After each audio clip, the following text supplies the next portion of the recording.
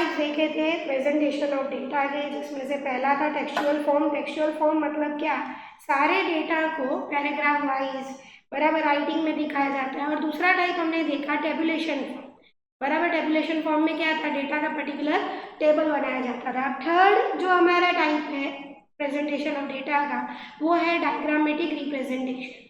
अब एक चीज आप लोगों को ध्यान में रखनी है, हमारी एग्जाम में प्रैक्टिकल क्वेश्चंस नहीं आएंगे, एमसीक्यू आएंगे। तो एमसीक्यू इसके ऊपर से आ सकते हैं, तो उस हिसाब से हम देखेंगे। जैसे कि यहाँ पे दिया हुआ है, another alternative and attractive representation of statistical data is provided by charts, diagram and pictures. वही हमारा जो थर्ड टाइप दिया हुआ है डायग्रामेटिक रिप्रेजेंटेशन, तो एमसीक्यू में ऐसा पूछा जा सकता है कि कौन सा ऐसा फॉर्म है प्रेजेंटेशन ऑफ डेटा का जो ज़्यादा अट्रैक्टिव है। तो क्या लिखोगे, डायग्रामेटिक रिप्रेजेंटेशन। हो सकता है उसमें चार ऑप्शन में से डायग्रामेटिक ना देके चार्ट्स, डायग्राम या पिक्चर ऐसा भी लिखा हो, तो ये भी टिक कर सकते हो। अगर पूछा जाए कि सबसे एक्यूरेट टाइप कौन सा है, तो आएगा टेक्सचुअल। बात समझ में आ रही है? सबसे अगर एक्यूरेट टाइप दिया हो तो टेक्सचुअल, और अट्रैक्टिव दिया हो तो डायग्रामेटिक। चलो आगे बढ़ते हैं। Unlike the first two methods of the representation of data, diagrammatic representation can be used for both the educated section and uneducated section of the society। मतलब क्या, पहले दो टाइप में हमने देखा कि समझोगे टेक्सचुअल रिप्रेजेंटेशन ऑफ डेटा की बात करते हैं तो उसमें क्या है, पूरा टेक्स्ट में लिखा है, सीधी बात है, उसको पढ़ा लिखा इंसान ही समझ सकता है। जो दूसरा टाइप था टेबुलर फॉर्म, उसको भी पढ़ा लिखा समझ सकता है। पर एक डायग्राम ऐसा फॉर्म है, वहाँ पे पढ़ाई लिखाई की जरूरत नहीं है। अगर समझो कोई इलिटरेट है, वो भी उसको अच्छे से समझ सकता है कि क्या बोला गया है। बात समझ में आ रही? सपोज फॉर एग्जाम्पल, कई बार कैसा होता है ना, गाड़ी ऐसे बनाई होती है बराबर, और ऐसा लिखा होता है, तो यहाँ इसका सिंबल का मतलब क्या है, नो पार्किंग बराबर। ये हो गया पिक्चर थ्रू। जैसे कई बार स्मोकिंग ना करने के लिए बोला जाता है, फिर इस तरह से कुछ सिंबल बनाया जाता है। तो ये क्या हुआ, अब इसमें जरूरत नहीं है कि सामने वाला पढ़ा लिखा हो तो वही समझ पाए। अनएजुकेटेड होगा तो भी उसको समझ में आ जाएगा कि यहाँ पे गाड़ी पार्क नहीं करनी है, या तो यहाँ पे स्मोकिंग अलाउड नहीं है। बात समझ में आ रही है? तो ये डायग्राम वे से इजीली समझाया जा सकता है किसी को भी। However compare to tabulation this is less accurate. ये एक्यूरेट फॉर्म नहीं है, बराबर है प्रेजेंटेशन का। ये पूरी तरह से समझाना समझोगे, जो कोई ग्राफ दिया है बराबर, तो पूरा एक्यूरेट फॉर्म में नहीं दिखता। So, if there is a priority of the accuracy, we have to recommend the tabulation, क्योंकि वो एनालिसिस करके बताता है। टेबुलेशन फॉर्म क्या होता है, सारे डेटा को एनालिसिस करके बताता है, प्रॉपर फॉर्म में बताता है, और एग्जैक्ट अमाउंट में बताता है। वो पिक्चर कभी भी एग्जैक्ट अमाउंट आपको नहीं दिखाएगी। तो एक्यूरेसी वाइज अगर बोला जाए तो टेबुलेशन फॉर्म ज़्यादा एक्यूरेट है, और अट्रैक्टिव की बात की जाए तो क्या है, डायग्राम ज़्यादा अट्रैक्टिव होते हैं। चलो नेक्स्ट।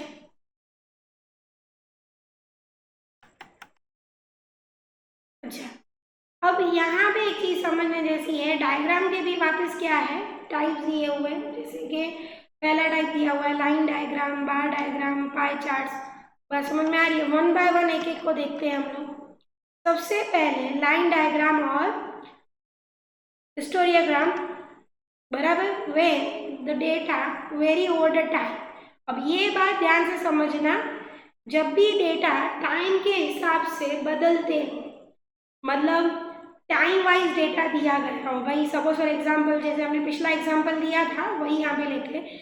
ये फाइनल में कितने लोग अपीयर हुए थे, फाइनल में कितने स्टूडेंट अपीयर हुए थे 2001 से लेकर 2015 तक बराबर। इस टाइम ड्यूरेशन में कितने बच्चों ने एग्जाम के लिए अपीयर किया था सीए फाइनल में। तो ये डेटा क्या हो गया, टाइम वाइज हो गया ना, टाइम के हिसाब से डेटा दिया गया। 2001 में कितने बच्चे थे, 2002 में कितने थे, ऐसे करके 2015 तक कितने बच्चों ने एग्जाम में अपीयर किया गया था। अब जब भी टाइम के हिसाब से डेटा दिया गया होगा, we take resource to line diagram. हम क्या करेंगे, लाइन डायग्राम वहाँ पे रखेंगे।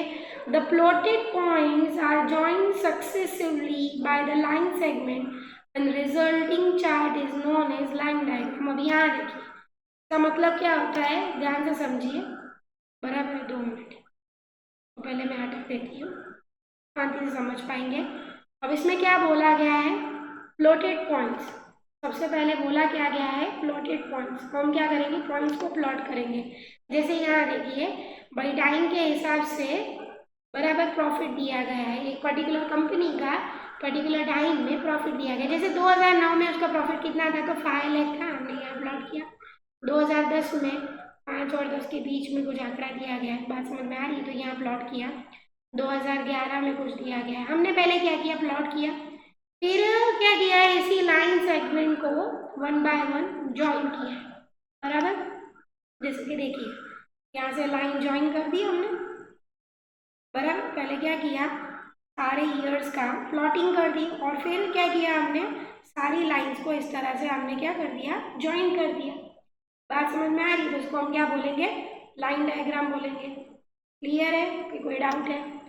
सॉरी, आगे एक पॉइंट दिया गया है।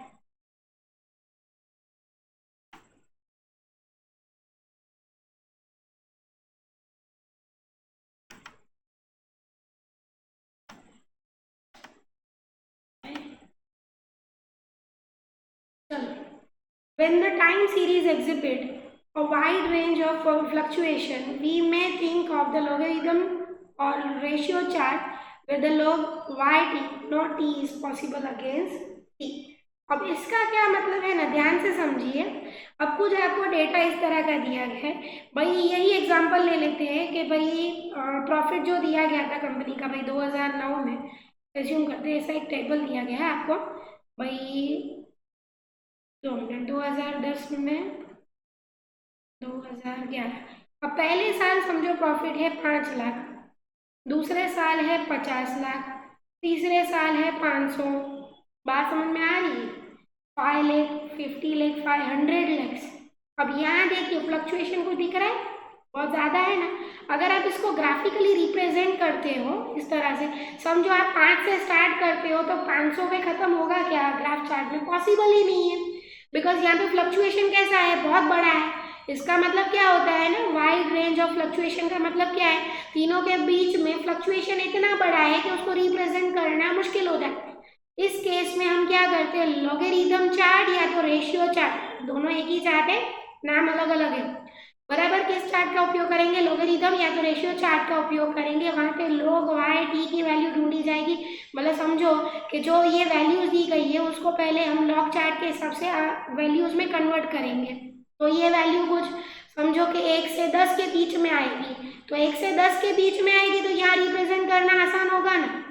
समझो इसकी वैल्यू आई 4, यहाँ पे आई 6 और यहाँ पे आई 8, तो वो रिप्रेजेंट किया जा सकता है एक ही चार्ट के अंदर। तो ये क्या वैल्यू होगी, लॉग वाई टी वैल्यू होगी। पहले हमारा जो ग्राफ था उसमें कैसा था, टी दिया हुआ था, मतलब पर्टिकुलर टाइम के हिसाब से वैल्यू दी हुई थी। यहाँ पे क्या होगा, फ्लक्चुएशन बहुत बड़ा है, तो पहले हम इसको किस में कन्वर्ट करेंगे, लॉग की वैल्यू में कन्वर्ट करेंगे, और उसके बाद हम क्या करेंगे, प्लॉटिंग कराएंगे और ग्राफ बनाएंगे।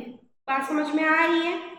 अब यहाँ देखो, we use multiple line chart for the representing 2 और मोर related time series data expressed in the same unit or multiple axis chart in somewhat similar situation if the variables are expressed in the different unit। अब इस चीज को 1 by 1 हम समझते हैं, समझिए। सबसे पहले तो क्या बोला गया है, we use multiple line chart for representing 2 और more related time series data. अब यही डेटा, सपोज फॉर एग्जाम्पल एक कंपनी है ना, दो चीजें बेचती है, जैसे कि एक हो गया चॉकलेट और दूसरा हो गया आइसक्रीम, ठीक है। अब मुझे ऐसा देखना है कि टाइम वाइज यहाँ पे दिया हुआ है टाइम, ठीक है। 2009 में प्रॉफिट था, चॉकलेट के द्वारा प्रॉफिट था 5 और इसका था 7।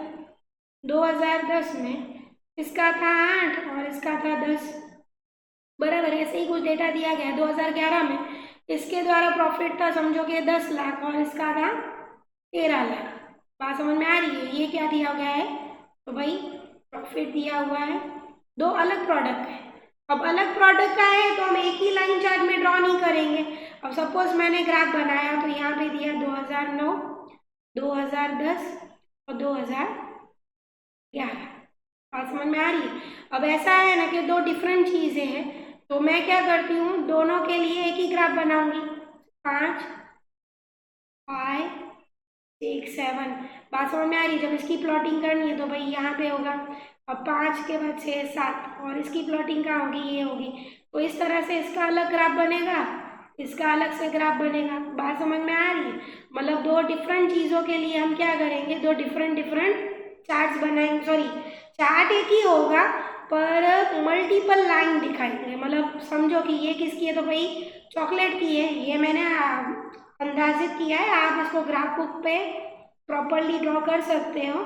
जैसे इसका 5 पे दिया है तो ये पहला पॉइंट प्लॉट किया, फिर भाई समझो कि इसका 2 मिनट, तो मैं दिखाई देती हूँ 1 मिनट।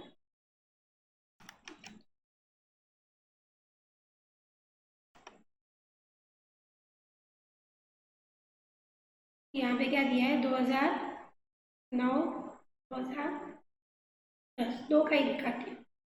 5, 6, 7 और 8। अब जैसे इसका 9, ठीक है, यहाँ पे दिया हुआ है। समझो पहले साल इसका दिया है 5, बराबर है किसका दिया है भाई, चॉकलेट का दिया गया है। और इसका दूसरे साल दिया गया है 7। इसका कुछ ग्राफ इस तरह का बनेगा। मैंने 2 साल का दिखाया है शॉर्ट में। अच्छा, अगर हम आइसक्रीम की बात करते हैं, पहले साल है 7 और दूसरे साल है 10, तो इसका कुछ हम क्या दिखाएंगे, डॉटेड है, ठीक है। तो हम क्या करेंगे, लाइन दिखाएंगे किसके लिए, तो भाई चॉकलेट के लिए, और डॉटेड लाइन है तो भाई आइसक्रीम के लिए। बात समझ में आ रही है? तो मतलब इसका मतलब क्या हुआ, मल्टीपल लाइन चार्ट ड्रॉ किया, दो अलग अलग चीज़ों को दिखाने के लिए, 2 और मोर रिलेटेड टाइम सीरीज। अब ये दो अलग टाइम सीरीज है, बराबर, in the same unit. Same unit मतलब क्या, प्रॉफिट ही दिखाया है ना, मतलब मैंने किस में दिखाया है, रुपीज़ में दिखाया है। और दोनों ही चीज़ें किसके लिए थी बेटा, तो ये भाई प्रॉफिट के लिए है। दोनों ही चीज़ें किसके लिए, तो प्रॉफिट है। मतलब चीज़ें दो है, वेरिएबल कितने हैं, दो है। वेरिएबल कौन कौन से है, तो भाई पहला हमें दिया है चॉकलेट और दूसरा दिया हुआ है आइसक्रीम। वेरिएबल दो है, यूनिट एक है, एक्सप्रेस यूनिट रुपीज़ में ही है और प्रॉफिट ही है। बात समझ में आ रही है? तो उसके लिए हम कौन सा चार्ट ड्रॉ करेंगे, मल्टीपल लाइन चार्ट ड्रॉ करेंगे। बात समझ में आ रही है? अब जो सेकंड पॉइंट बोला गया है उसको ध्यान से समझेंगे। जैसे कि दूसरा क्या दिया गया है कि भाई है ना, मल्टीपल एक्सिस चार्ट ड्रॉ किया जाता है सिमिलर सिचुएशन में if the variable are express in different unit. मतलब यहाँ पे यूनिट अलग है, ध्यान से देखिएगा, वेरिएबल सेम ही है, बराबर है, पर यूनिट कैसे डिफरेंट है। सपोज फॉर एग्जाम्पल मैंने किसी कंपनी का डेटा दिया हुआ है, 2009, 2010 और 2011 का एग्जाम्पल लेते हैं। अब यहाँ पे ऐसा दिया हुआ है, एक एग्जाम्पल दिया भाई सेल्स कितना था और दूसरा दिया हुआ है प्रॉफिट। अब देखा जाए तो दोनों ही सेल और प्रॉफिट वेरिएबल सेम ही है कि जिसकी बात करें, पर यूनिट डिफरेंट है, बराबर। ये क्या दिया हुआ है, सेल दिया हुआ है। सेल कैसे दिया हुआ है, तो भाई ₹1,00,000 सेल थी जिसमें से प्रॉफिट था ₹1,000। बात समझ में आ रही है? और जैसे कि यहाँ पे दिया हुआ है भाई 2,00,000 की सेल थी, प्रॉफिट था 2,000 का। क्लियर है? अब इस तरह का डेटा दिया गया। अब ये दोनों ही एक ग्राफ पे हम शो नहीं कर सकते, नो डाउट। एक्स एक्सिस पे तो हम 2009, 10, 11 रखेंगे, पर यहाँ पे जैसे दिया गया है ये अमाउंट लैक्स में और ये 1000 में, तो पॉसिबल ही नहीं है। ऐसे केसेस में क्या किया जाता है ना, कुछ इस तरह का ड्रॉ करके चार्ट बनाया जाता है। जैसे कि ये एक एक्सिस हो गया, ये एक वाई एक्सिस हो गया, ये दूसरा वाई एक्सिस। हाँ, समझ में आ रही है? वाई एक्सिस दो दो ड्रॉ किए जाते हैं। अब सपोज मैंने सेल्स यहाँ पे बताया है और प्रॉफिट बताऊंगी यहाँ पे। बात समझ में आ रही है? तो इसकी अमाउंट जो होगी वो 1000 से स्टार्ट होगी और इसकी जो होगी तो लैख से स्टार्ट होगी। और उस तरह से हम क्या करेंगे, यहाँ पे ग्राफ ड्रॉ करेंगे। तो इसको क्या बोला जाता है, मल्टीपल एक्सिस चार्ट। ऐसा कब किया जाता है, जब यूनिट क्या हो जाएंगे, डिफरेंट यूनिट को हमें एक ही ग्राफ में बताना है, तो यहाँ पे क्या होता है ना, मल्टीपल एक्सिस चार्ट बनाया जाता है। क्लियर है? चलो नेक्स्ट आगे बढ़ते हैं। तो ये हमने बात की लाइन डायग्राम की। अब आगे बढ़ते हैं बार डायग्राम, सेकंड टाइप है, बराबर है डायग्राम का। There are two types of bar diagram, namely horizontal and vertical bar diagram. Clear है? While horizontal bar diagram is used for the qualitative data or the data varying over the space. मतलब geographically समझो space दी है, space means क्या, geographically कोई जगह के हिसाब से डेटा को डिवाइड किया गया है। जैसे हमने पहले एग्जांपल लिया था कि भाई सीए फाइनल के एग्जाम में जो लोग अपीयर कर रहे हैं स्टेट वाइज उसको हमने एलोकेट कर दिया, तो उसके लिए हम कौन सा डायग्राम बनाएंगे, हॉरिजॉन्टल बार डायग्राम बनाएंगे। क्यों, हमने डेटा को किस तरह से डिवाइड कर दिया गया है, स्पेस वाइज या तो क्वालिटेटिव, इसको क्वालिटेटिव बोल सकते हैं, कैरेक्टर वाइज। बात समझ में आ रही है? जैसे कि यहाँ पे दिया हुआ है, अब यहाँ पे क्या दिया है, हॉरिजॉन्टल बार डायग्राम दिया गया है, तो भाई स्मोकिंग स्टेटस के हिसाब से, स्मोकिंग हैबिट्स के हिसाब से और फ्रीक्वेंसी दी गई है। बात समझ में आ रही है? वेरी हैवी, बराबर। और ये क्या, नॉन स्मोकिंग, लाइट करने वाले कितने हैं, मॉडरेट करने वाले कितने, हैवी, वेरी हैवी। अब ये क्या है, 1 से 5 सिगरेट को कंज्यूम करने वाले लोग कितने, 6 से 25, सॉरी 15, 16 से 25, मोर देन 25, मतलब ये इतना कंजम्पशन कर रहा है, पर डे का डेटा दिया है। बात समझ में आ रही है? लाइट किसको बोलेंगे, 1 to 5 सिगरेट पर डे पीने वाला इंसान इसमें आएगा। मॉडरेट 6 से 15 वाला, 16 से 25, मोर देन 25 तो वेरी हैवी। अब यहाँ पे फ्रीक्वेंसी दी हुई है, बराबर। ऐसे कितने लोग हैं, तो भाई लेस देन 500 लोग ऐसे जो 25 से भी ज़्यादा सिगरेट पीते होंगे। नॉन स्मोकर का रेशो सबसे ज़्यादा है, जैसे 2500 है, बराबर। 2500 लोग ऐसे हैं, मतलब कुछ 2500 लोगों का डेटा उठाया गया है, तो भाई उसको कैसे डिस्ट्रीब्यूट किया गया है, तो फ्रीक्वेंसी वाइज 500 लोग से भी कम लोग ऐसे जो 25 से ज़्यादा पीते होंगे सिगरेट। अब इसको हमने कैसा किया है, इसको हम बोलते हैं हॉरिजॉन्टल बार डायग्राम। अब ये पर्टिकुलर हैबिट है, हैबिट भी क्या होता है, क्वालिटेटिव डेटा माना जाता है, एट्रीब्यूट माना जाता है, हमने पास्ट में बात की है इसके बारे में। बात समझ में आ रही है? और इस तरह से हमने इस डेटा को शो किया, तो इसको हम क्या बोलेंगे, हॉरिजॉन्टल बार डायग्राम या बार चार्ट। चलिए नेक्स्ट आगे बढ़ते हैं। बार डायग्राम का ही दूसरा पार्ट है the vertical bar diagram is associated with the quantitative data. कौन सा डेटा होगा, और द टाइम सीरीज डेटा, उसको हम किससे बताएंगे। अब एक चीज समझना, सी अब है ना, जो भी टाइम सीरीज का डेटा है हम दो चार्ट से बता सकते हैं। एक को हम बता सकते हैं लाइन बार डायग्राम से, और दूसरा बता सकते, सॉरी लाइन डायग्राम से, और दूसरा बता सकते हैं बार डायग्राम से। बात समझ में आ रही है ना? दोनों में से कोई भी एक बनाया जा सकता है, किस केसेस में, जब टाइम सीरीज वाइज डेटा दिया गया या तो quantitative wise. Bars rectangle, sorry bars, अब देखो rectangles of equal width and usually of varying length, मतलब क्या होता है ना, यहाँ पे एक डायग्राम आपको दिया गया है, सबकी विड्थ कैसी दी गई है, सेम दी गई है, बराबर ना। जो भी ये है बीच में गैप कैसा होना चाहिए, तो सेम होनी चाहिए, सेम विड्थ के होने चाहिए। पर देखो लेंथ कैसी होगी, फ्लक्चुएट करेगी। यहाँ देखो लेंथ इसकी इससे ज़्यादा बड़ी है, इसकी उससे छोटी है, ये बड़ा है, ये छोटा है, ये बड़ा है, ये उससे ज़्यादा बड़ा है, बराबर है ना। ड्रॉन इधर हॉरिजॉन्टली और तो वर्टिकली। अब यहाँ देखिए ये कैसा दिया गया, वर्टिकल है। अब यहाँ पे कैसे दिखाया गया है, तो टाइम वाइज दिखाया, सॉरी टाइम वाइज नहीं है, सी यहाँ पे टाइम वाइज है, मतलब पर्टिकुलर क्या बोलते हैं, दिन वाइज अल्टीमेटली हो गया टाइम ही, टाइम सीरीज ही बोल सकते हैं भाई। मंडे में क्या था, और ये डेली टेम्परेचर का दिया हुआ है, फ़ारेनहाइट में टेम्परेचर दिया गया है भाई। मंडे को कितना टेम्परेचर था, तो 80 और 85 से थोड़ा कम, मतलब ऑलमोस्ट 84 के अराउंड टेम्परेचर था फ़ारेनहाइट में। और इसका क्या था, ट्यूसडे 85 था टेम्परेचर, वेडनेसडे कम था। अब यहाँ देखिए लेंथ डिक्रीज हो रही है, पर विड्थ कैसी है, सेम है। बात समझ में आ रही है? जब भी डेटा क्वांटिटी वाइज दिया गया हो या टाइम सीरीज वाइज दिया गया, तो हम क्या ड्रॉ करेंगे, बार डायग्राम। फिर से याद रखिएगा, हम क्वालिटेटिव डेटा होगा तो हम क्या ड्रॉ करेंगे, हॉरिजॉन्टल डायग्राम ड्रॉ करेंगे। और अगर क्वांटिटी वाइज या टाइम सीरीज वाइज दिया गया है, तो हम कौन सा डायग्राम ड्रॉ करेंगे, तो वर्टिकल बार डायग्राम ड्रॉ करेंगे। ठीक है जी, चलिए आगे बढ़ते हैं। मल्टीपल और ग्रुप बार डायग्राम टू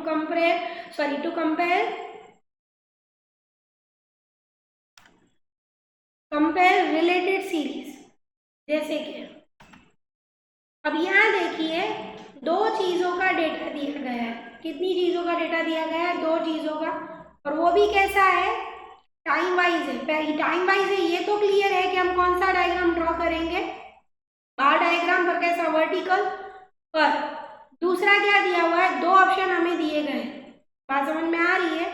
2 चीज़ों के डेटा दिए गए, तो ऐसे केसेस में क्या होता है ना, मल्टीपल और ग्रुप बार डायग्राम ड्रॉ करते हैं। यहाँ देखिए, वीट और राइस का प्रोडक्शन इन मैट्रिक टन दिया गया है 2011 से लेकर 2015 तक का। अगर मैं वीट की बात करूँ तो 12 मैट्रिक टन था, बराबर। राइस का क्या था? तो 25 था। तो सबसे पहले हम डायग्राम कैसे ड्रॉ करते हैं? यहाँ पे ले लिया, टाइम ले लिया 2012, 2013, 2014, 2015। अब देखो इन दोनों की विड्थ भी कैसी है? सेम है, बराबर। इन दोनों की पौड़ाई कैसी है? तो सेम है। और अगर मैं बात करूँ यहाँ पे, तो लेंथ फ्लक्चुएट हो रही है डेटा वाइज। अब डेटा में सबसे पहले हम ड्रॉ कैसे करते हैं? सबसे पहले छोटा नंबर देख लेने का, समझ में आ रही है? सबसे पहले छोटा तो 12 दिया हुआ है, और सबसे अगर बड़े की बात करते तो दिया हुआ है नंबर 36। ठीक है, तो हमने क्या किया? 0, 5। अब यहाँ पे जो ये डिस्टेंस होता है वो क्या लेते हैं? हम हमेशा सेम लेते हैं। जैसे 0 से 5 का लिया, 5 से 10 का लिया, 10 से 15, 15 से 20। यहाँ देखो ये जो गैप है वो सेम होगा। अब यहाँ पे भी जो लिया जाता है ना ग्राफ में, वो भी कैसा लिया जाता है? समझो यहाँ पे मैंने क्या किया, 10 सेंटीमीटर अगर छोड़ा है तो यहाँ पे भी बीच में गैप कितना होगा? 10 सेंटीमीटर का होगा। और इन दोनों की विड्थ भी कैसी होनी चाहिए? सेम, बराबर है। अब ये 12 है, बात समझ में आ रही है? अब यहाँ पे भी दिया हुआ है वीट के लिए, भाई ये लाइन वाला लिया हुआ है, और ये जो ब्लैंक लिया हुआ है वो राइस के लिए लिया हुआ है। वो भी हमें शो करना रहता है। एक्स एक्सिस पे क्या आता है? टाइम, और वाई एक्सिस पे क्या आएगा? जो फ्लक्चुएशन में आती है चीज़ें वो दिखाई जाती है। जैसे प्रोडक्शन फ्लक्चुएट होगा, टाइम फ्लक्चुएट थोड़ी होगा। अब 2012 में वीट का प्रोडक्शन कितना था? 12 था, तो देखो 12 पे लिया हुआ है, बात समझ में आ रही है? और इसका कितना है? तो 25 यहाँ पे लिया गया है, बात समझ में आ रही है? तो ये क्या हो गया? मल्टीपल बार डायग्राम है। किसके लिए? तो 2 या 2 से ज़्यादा चीज़ें दी गई हो तो उसको हम किस में बताएंगे? ग्रुप बार डायग्राम या तो मल्टीपल बार डायग्राम में शो करेंगे। चलिए नेक्स्ट आगे बढ़ते हैं। बार डायग्राम में कंपोनेंट और sub divided bar diagram are applied for the representing data divided into number of components. Finally, we use divided bar charts or the percentage bar diagram for comparing different component of the variable and also relating the component to the whole. अब यहाँ देखो,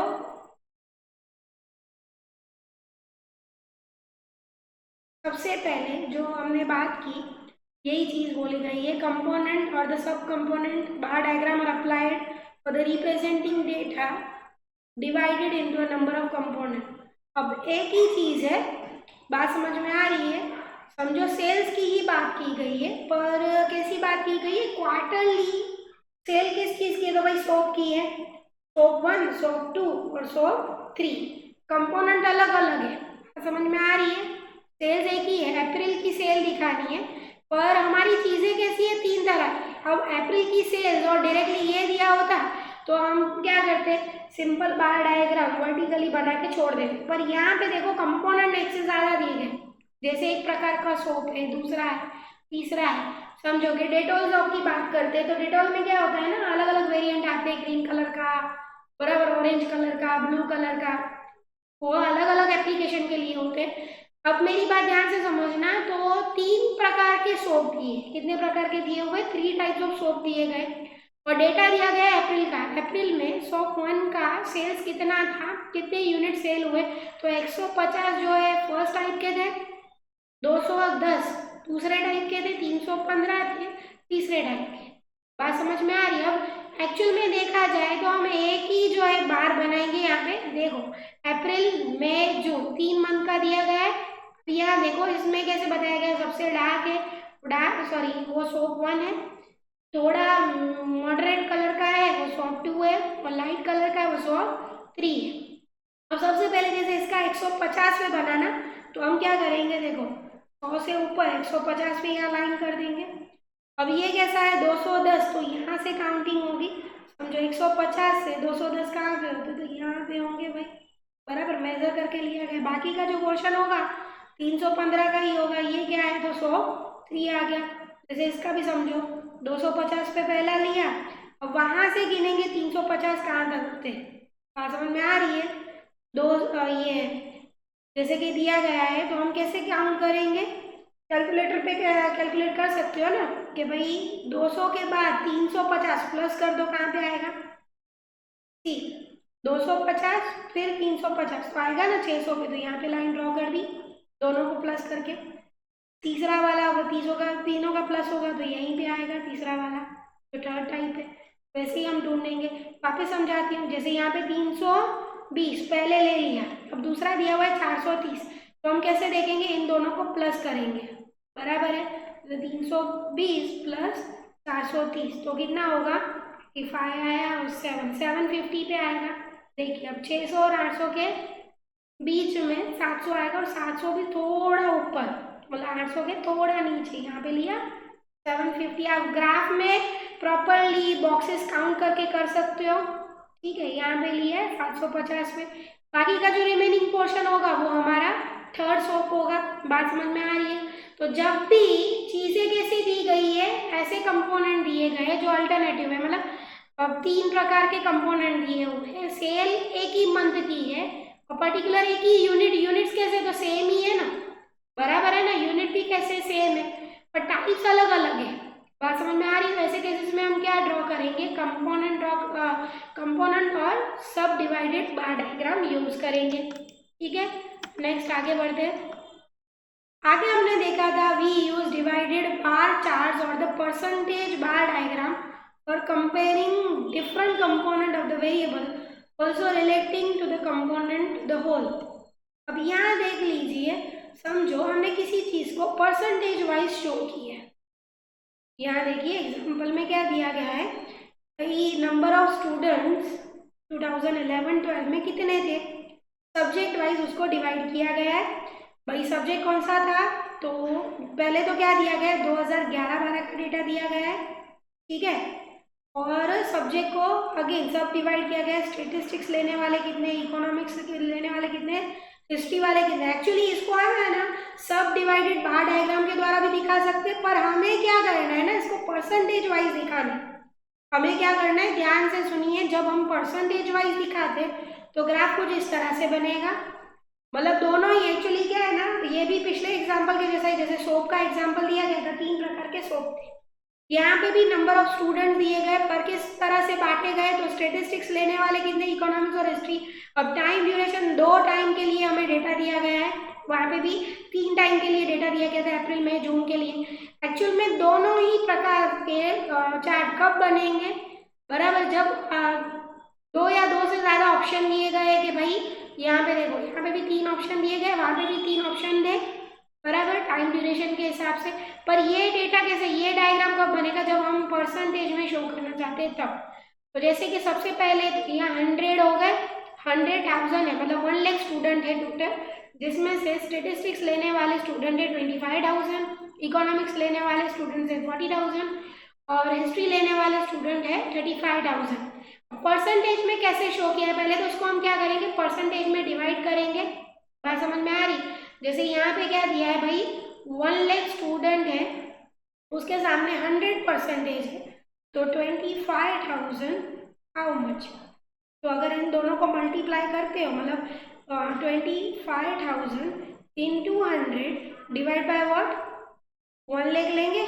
तो ये तो पहले क्या हो जाएगा, दोनों को कैंसिल किया, 3 0 कैंसिल हो गए, कितना आया, 25% आया, बराबर। ये डेटा तो इजी है समझना, और इन केस अगर आपको यहाँ पे 2 लाख भी दिया गया है, तो इस तरह से हम डेटा को पहले किस में कन्वर्ट करेंगे, परसेंटेज में कन्वर्ट करेंगे, उसके बाद ये चार्ट बनाएंगे। अब ये पहले हम तो क्या करेंगे, 100 पे पहले तो ग्राफ बना देंगे, बराबर है। अब पहला वाला दिया गया 25 पे है, तो यहाँ पे 25 पे हम लाइन बनाएंगे। फिर दूसरा वाला कैसा दिया गया, 40। अब यहाँ पे ध्यान से समझिएगा, वापस जैसे पहले वाले में हम कर रहे थे, तो क्या करेंगे, 25 प्लस 40 लेंगे, तो कितना आएगा, अल्टीमेटली 65 आएगा। अब ये कैसे लिया गया, देखिए यहाँ पे 65, रिमेनिंग पोर्शन होगा वो थर्ड का होगा। इन्होंने देखो ब्लैक कलर हिस्ट्री के लिए लिया है, व्हाइट लिया इकोनॉमिक्स और ग्रे लिया है स्टेटिस्टिक्स, वो भी दिखा है। मतलब ये वाले बच्चे क्या है, तो स्टेटिस्टिक्स लेने वाले स्टूडेंट्स का डेटा है, ये व्हाइट है वो इकोनॉमिक्स और ब्लैक है वो हिस्ट्री वालों का डेटा दिया गया है, ठीक है। चलिए नेक्स्ट आगे बढ़ते हैं। चलो इलस्ट्रेशन यहाँ पे आपको कुछ दिया गया है इन्हीं चीज़ों को समझाने के लिए। जैसे दिया गया the profit in lakhs of the rupees of the industrial house for 2009, 10, 11, 12, 13, 14 and 15 are 5, 8, 9, 6, 12, 15 and 24 respectively. भाई इसको सूटेबल डायग्राम में ड्रॉ कीजिए। अब यहाँ पे देखिए ये टाइम वाइज डेटा दिया गया है। दो प्रकार के हम डायग्राम बना सकते हैं, एक तो लाइन डायग्राम बना सकते हैं, दूसरा बार डायग्राम बना सकते हैं, जैसे हमने पहले बात की थी। यहाँ पे देखिए we can represent the profit for 7 consecutive years. Consecutive मतलब क्या, सक्सेसिव ईयर है, एक के बाद एक ईयर दिया गया है, बाय ड्रॉइंग इधर अ लाइन डायग्राम और वर्टिकल बार डायग्राम। बराबर, बार डायग्राम की तो वही टाइम वाइज डेटा दिया गया है। बराबर, अब यहाँ पे दो डायग्राम आपको दिखाए गए। देखिए सबसे पहला वाला क्या था, 2009 की बात करें तो कितना था प्रॉफिट, 5 लाख था, तो 5 लाख पे प्लॉटिंग की, यहाँ पे प्लॉट किया। बराबर, फिर क्या दिया हुआ है, 2010 का दिया हुआ है कितना, 8 लाख, तो देखिए यहाँ पे 8 लाख पे किया। फिर क्या किया, 2011 का दिया हुआ है 9 लाख, तो यहाँ पे किया। ऐसे ही दूसरे ईयर्स का दिया गया, फिर क्या करेंगे, प्लॉटिंग करके इसको हम स्केल से ज्वाइन कर देंगे। ये बन गया हमारा लाइन डायग्राम। चलिए नेक्स्ट आगे बढ़ते। अब इसी के लिए ही दूसरा कौन सा डेटा डायग्राम दिया गया है, वर्टिकल बार डायग्राम। बराबर, 2009 का देखिए 5 है, 8 है, क्लियर है, इसका 9 दिया गया है, 9 पे बार डायग्राम किया। अब इसकी विड्थ कैसी होनी चाहिए, तो भाई इक्वल होनी चाहिए। लाइन फ्लक्चुएट करेगी, सॉरी लेंथ फ्लक्चुएट करेगी किसके वाइज, तो जो भी हमें फ्लक्चुएटिंग डेटा दिया गया प्रॉफिट के हिसाब से ये फ्लक्चुएट करता रहेगा। विथ ऑलवेज कैसी रहेगी, सेम रहेगी। बात समझ में आ रही है। चलिए आगे बढ़ते हैं। अब कुछ बच्चे बोलेंगे मैम आपने ड्रॉ करना नहीं सिखाया, तो बेटा प्रैक्टिकली आपको ग्राफ पेपर नहीं दिया जाएगा वहाँ पे कि भाई ड्रॉ करो, तो या ड्रॉ करके दिखाने की जरूरत नहीं है, बस समझना जरूरी है, एमसीक्यू एग्जाम में। चलिए आगे बढ़ते हैं। फिर भी किसी को अगर ड्रॉ करने की इच्छा हो तो पर्सनली आके मिल सकता है, ड्रॉ करना सिखा दूंगी, टेंशन मत लीजिए। चलिए अब यहाँ देखो, showing vertical bar diagram for the profit, हमने ये पहले ही देख लिया था। Sorry my mistake. Vertical bar diagram for the profit of the industrial house from 2007 to 2015।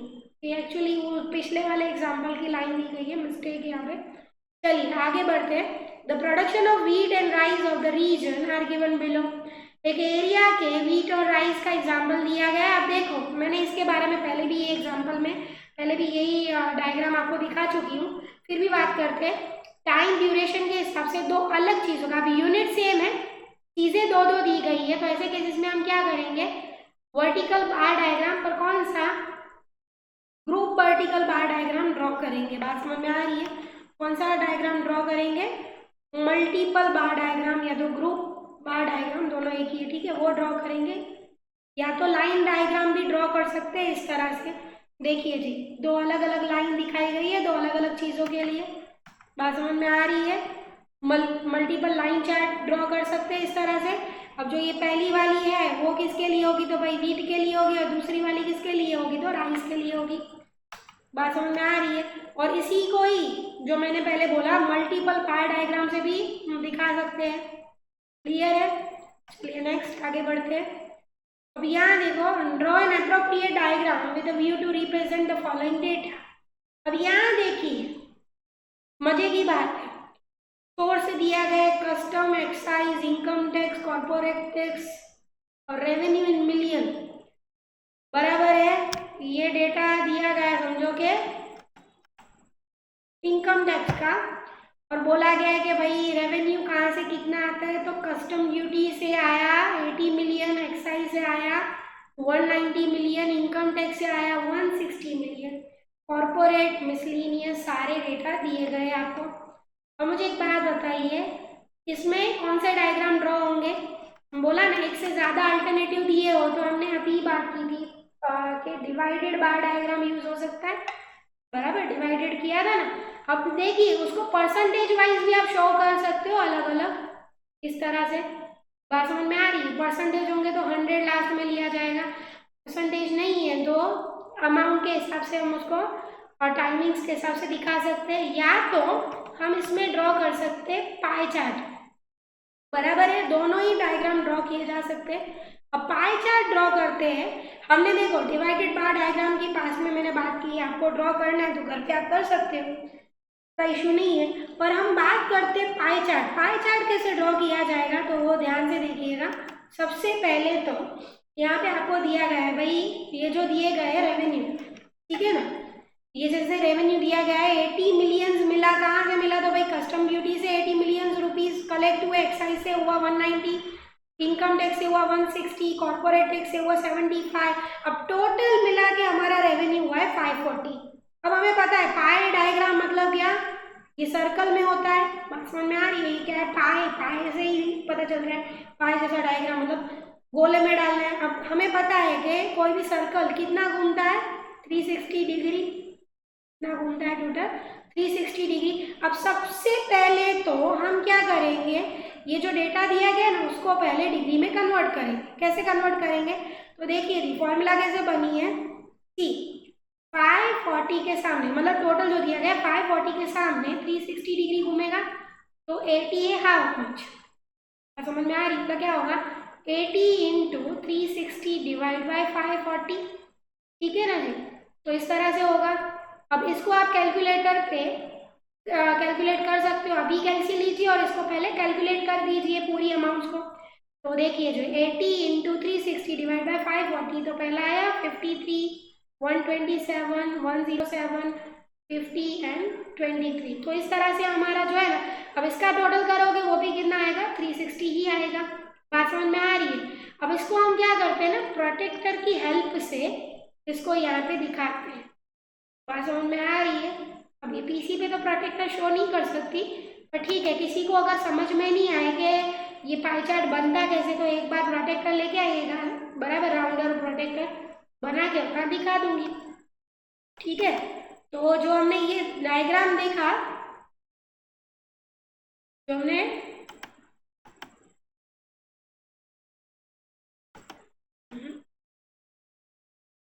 ये जो डायग्राम देखा, ये क्या है तो भाई पाई चार्ट है, अलग अलग चीज़ों के लिए। सी और इसमें भी है ना अलग अलग डिज़ाइन दिखाई गई, जैसे एक्साइज है, यहाँ पे भी एक्साइज ड्यूटी लगेगी, बराबर है। आईटी है, दैट इज इनकम टैक्स, तो डॉटेड लाइन है कस्टम के लिए, राउंड राउंड लिखा है, और जो खाली वो मिसलिनियस है। बात समझ में आ रही है? तो इस तरह से आप पाई चार्ट ड्रॉ कर सकते हो। फिर भी अगर किसी को पर्सनली सिर्फ समझ ना हो, देखिए एमसीक्यू एग्जाम है, इतना कुछ वो इम्पोर्टेंट नहीं है, पर ठीक है, किसी को समझना हो तो वो आके पर्सनली समझ सकते हैं। चलिए आगे बढ़ते हैं, बात करते हैं नेक्स्ट टॉपिक की।